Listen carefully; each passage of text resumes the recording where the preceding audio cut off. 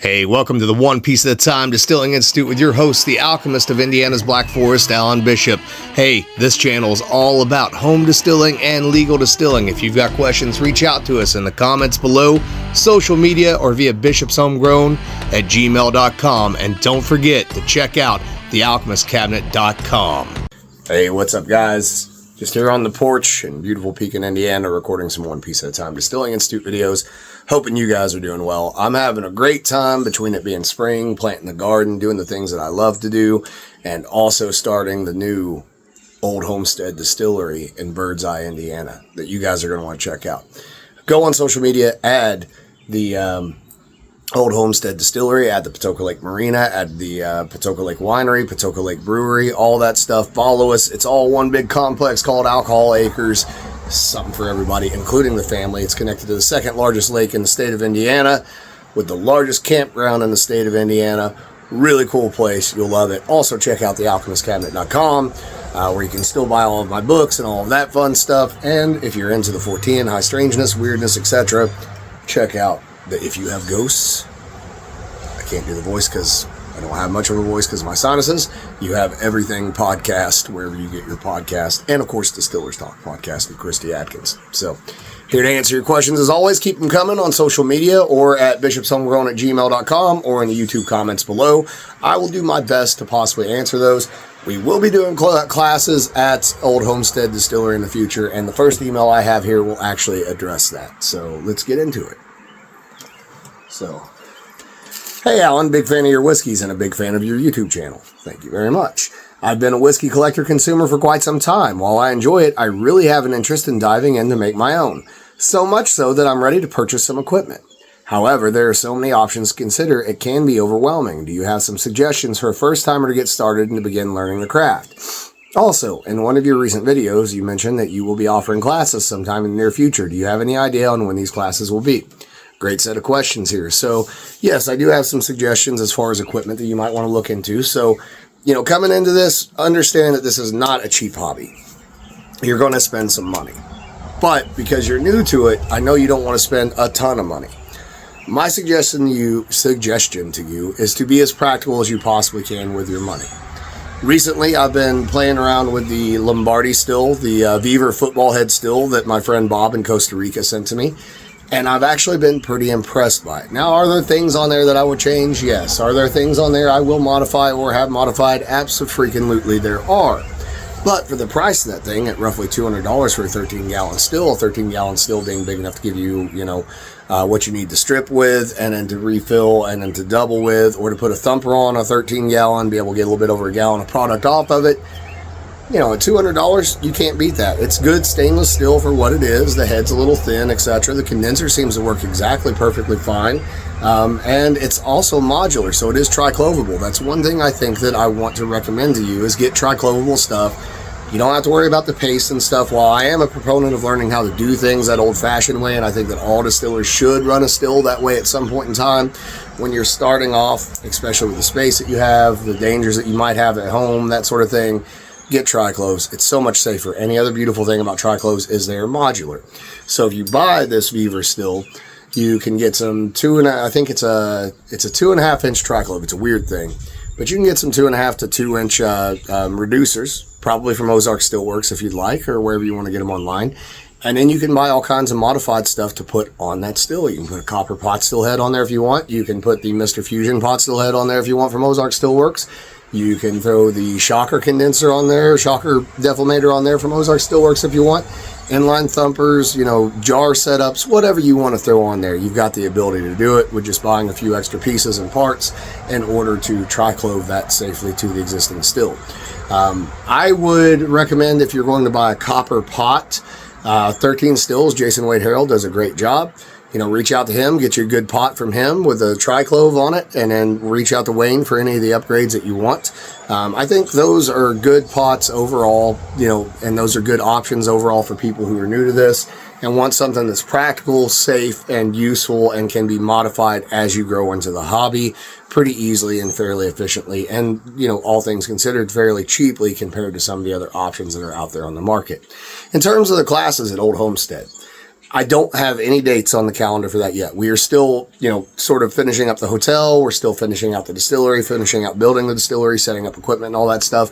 I know that there has been some talk about potentially January being the first potential class. The goal would be, in my opinion, to have 3 or 4 of these classes a year for a year or so. Basic distilling 101, come in, see basic fermentation, see basic pot still distillation, maybe a few advanced things, go through some of the theory, go through some of the understandings I have of distillation, plus some more traditional style distillation from elsewhere, so that you get a real nice overview of distilling and a little hands-on experience potentially, right? While being able to stay at the beautiful hotel at the lake and resort and all that stuff. And then once I have some of those classes and I've kind of built up an audience of that, I think there would be enough people who would be interested in advanced classes where maybe we focus on one particular type of product or one particular type of fermentation and distillation or, whatever it may be. There's all kinds of cool options there. Just like with this channel, it'll kind of be a little bit of everything that I'm into, that I think that others are into. My style of distillation is very differentiated from, say, what you might see in Kentucky or elsewhere, those more old Seagram's methods. Mine is much more rooted in brandy production as well as the Black Forest of Southern Indiana. So I think you can learn something here that's going to be substantially differentiated from what you might learn if you went to, say, something like Moonshine University. And nothing wrong with what they do, just 2 different styles of teaching and learning and distillation in general. So hopefully that gives you some idea and it gives you something to look forward to. I know I'm looking forward to it. I love working at this new place. I love the people that I work with. It's a beautiful location. It is the first time I've ever worked anywhere in the professional distilling industry other than at Stolen Wolf with Eric and Aviana, where I felt like I actually have family and people who love me and people who understand what we're trying to do here and why it's important. So let's see what we got next.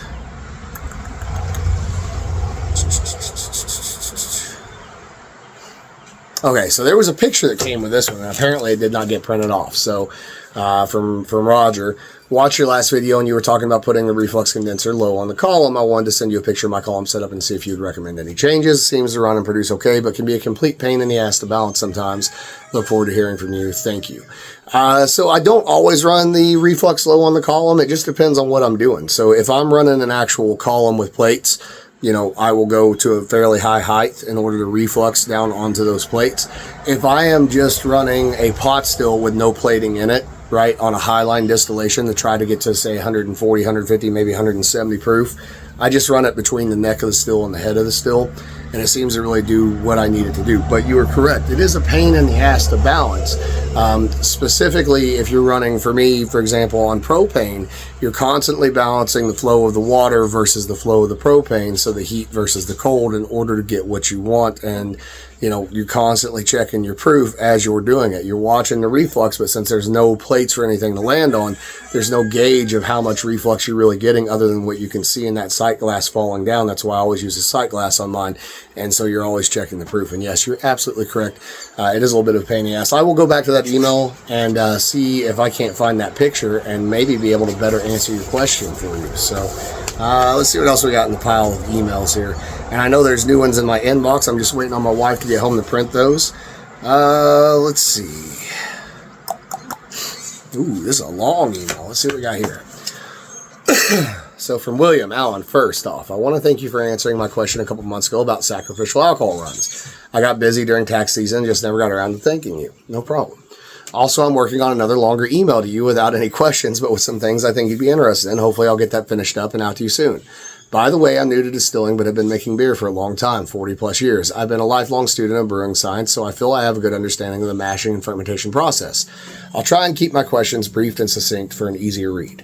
First, can saponification occur when proofing down, before maturing an oak, after maturation, or at any time when proofing down? I'm going to be using bad mold barrels. Also, does saponification tend to happen immediately or evolve over time? So, yes, saponification can happen before it goes in the barrels or after it comes out of the barrels. Now, if it happens before it goes in the barrels, it's not something I typically worry about. I don't slow proof before I go into a barrel, and as you may or may not know, with my bourbons and my ryes, my barrel entry proof is usually about 105, which is an old school pre-prohibition thing, because you're actually getting different solvent processes with a higher water content than you would with a higher alcohol content, and greater oxidization over time. So the reason I don't worry about saponification before I go on the barrel on anything that's going to spend any time in the barrel is because all that saponification is going to go through the esterification process, and so it's chemically not going to be the same liquid coming out of that barrel as what went into the barrel. So it's not as big of a worry. It's definitely a big worry when you're going into a bottle or getting ready to go into a bottle. And so that's why I take my time with proofing before I go into a bottle. Does it seem to matter what the spirit was made from? In other words, do some spirits seem more prone to saponification than others? Absolutely. Anything oily certainly will saponify easier, and brandies certainly saponify much easier. You have to be much more careful with brandy than you do with whiskey. Also, pot still distillation versus continuous column still distillation, you're carrying over much more oils that are entrained in the water. It's very much easier to saponify pot still distillations than it is column still distillations. Do the minerals in proofing down water play any part in the saponification chemical reaction? I'm wondering if using RO or distilled water would reduce or perhaps increase the chances of saponification. This brings up another side note question. Is it okay to use distilled or RO water when proofing down, or do the minerals in water play a role in the flavor profile and or the maturation process? I only add minerals to my RO water, mash water, as most beer brewers tend to do to aid in the mashing and fermentation process, but I'm wondering if I should be adding minerals to my water when proofing down my spirits. Here in Texas, our water tends to come mostly from surface water and is usually fairly hard, so I tend to use my own RO water. This is a great question. So, it still saponifies with RO water regardless of the minerals. I can tell you that. Now, whether or not that's better or worse than otherwise, I'd have a hard time answering that. I don't use RO water for mashing in for exactly what you're talking about. I use softened water, but I want some minerals in that water, particularly magnesium, to feed that yeast. That's one of the beautiful things about having the limestone water that we have here in southern Indiana, which, by the way, is the limestone capital of the world, is that we have plenty of magnesium in the water for fermentation. So all I really want is water that's had the chlorine blown out of it or removed from it, and preferably fluoride. I also don't typically use RO water in any way, shape, or form anymore to proof down. Now, we did this at Spirits of French Lake, and I'm going to tell you why I got out of it. So I've gotten very into water science in the past few months, and I've talked to some water scientists who scared the shit out of me about RO water because of exactly what you're talking about, the lack of minerals.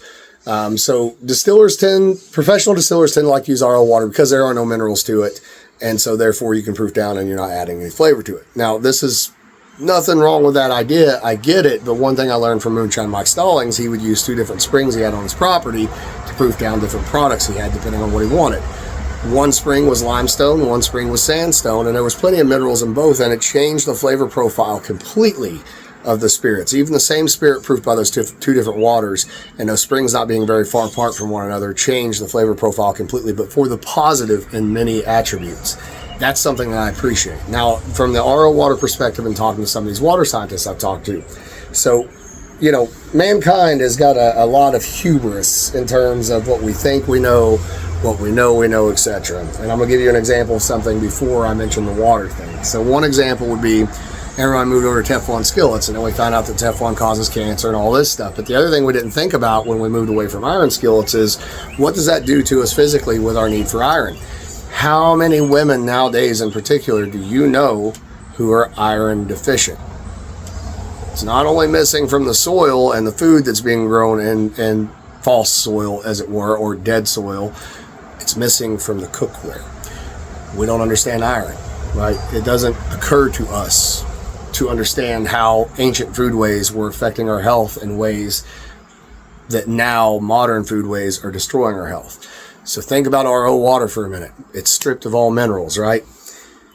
For fermentation, it definitely needs minerals. For flavor, there might be a mineral component there, but here's the other thing. Wall water seeks one thing: calcium. So distilled water and RO water are calcium deficient. If you imbibe those waters, either in a spirit or from a bottle of water, it seeks calcium. Where do you think it's going to grab that calcium from? How many people do you know nowadays have osteoporosis? How bad are your hangovers when you drink too much commercial alcohol? The alcohol itself is dehydrating you and it's a poison, but if that water is also stripped of everything and it's needing to get it from somewhere, where's it getting it from? It's getting it from you. So I have become a big proponent of water filtration, like the Berkey style water filters, although there are much better ones than Berkey out there as far as the cartridges go. There are cartridges that will even remove fluoride from the water, but they leave the minerals behind. That's my 2 cents on that. I'm not a doctor, I'm not a scientist, but food for thought. So, excuse me, guys, I apologize. You said it a while ago. So, finally, have you ever had any saponification in any spirits you've made, and do you have any tips or tricks to help prevent saponification from happening? I have had it happen many times, and before I knew what it was, I didn't know what it was, right? I just knew that it was bad. It took me a long time to figure out what it was and what was causing it. A few tips to prevent it: proof down slowly over time, right? And in some instances, say in aged apple brandies that have been matured at high proof in order to hold on to the volatility, we might be talking months. In terms of white whiskeys or white brandies and things like that, a few days is fine. Drop it about 5 proof points every 2 days or 3 days or something like that. Slowly, over time, you'll be good. You can sometimes go faster, and that's okay. Some people do. It's all up to personal preference what you want to do, as long as you're not getting saponification. Make sure that your water is the same temperature as your alcohol. That's a big one. That helps a lot, especially because if you consider that saponification is a thermophilic chemical reaction. So in other words, it heats up the liquids as you're adding water to the alcohol. If that water, for example, is hotter than the alcohol, it's going to be that much worse. So that's a few things that you can consider for to prevent saponification. He goes on to say, thanks so much for your answers. I always get so much from watching and listening to your videos and podcasts. Also, congratulations on your new position at Old Homestead Distillery. Thanks, man. I hope it turns out to be all you're hoping for and have worked so hard to achieve. I can't wait to come by when I'm up that way to enjoy the fruits of your labor or just to shake your hand. If nothing else, I consider you to be my distilling mentor and hope to take some classes from you at some point. Thanks again, Randy.